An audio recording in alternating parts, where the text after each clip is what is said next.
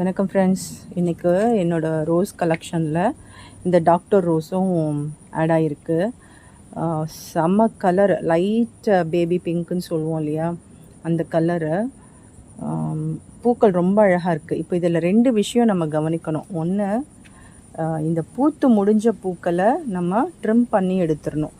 ஏன்னா இந்த சத்துக்கள்லாம் இது வெயில் காலமாக இருக்கிறதுனால பொதுவாகவே செடிங்க வாட ஆரம்பிச்சிடும். கூடவே இந்த மாதிரி பூத்து முடிஞ்ச செடிகள் இருந்ததுன்னா அந்த சத்தெல்லாம் இது எடுத்துகிட்டே இருக்கும். அதனால் மற்ற இடங்கள் வளராது. ஸோ அதனால் பூத்து முடிஞ்சதுக்கப்புறம் இப்படி ட்ரிம் பண்ணிவிடுங்க. ரெண்டாவது, நம்ம எப்போவுமே சொல்கிறது தான், இந்த மாதிரி 7 லீஃப் இருந்ததுன்னா, இது பாருங்கள், இந்த செடி ஷார்ட்டாக இருக்குது. ஆனால் இந்த 7 லீஃப் இருக்கிறது மட்டும் எவ்வளோ ஹைட்டு போயிருக்கு அப்படின்னு.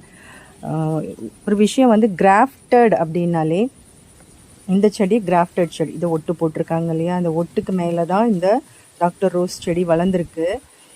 இந்த 7 லீஃப் இருக்கக்கூடியது அந்த வேர் பகுதியிலேருந்து வளர்ந்துருக்கு. ஸோ அது நமக்கு தேவையில்லை, அதை கட் பண்ணி எடுத்துருங்க. பிகாஸ் இது ரொம்ப வேகமாக வளரும். நம்ம எந்த செடி வளர்க்குறோமோ அதை விட இந்த ரூட்லேருந்து வளர்க்கக்கூடிய இந்த வைல்டு ரோஸ் ரொம்ப வேகமாக வளரும். சத்தெல்லாம் இதே எடுத்துக்கும், நம்மளோட மெயின் செடி வளராது. ஸோ இதை கவனிங்க.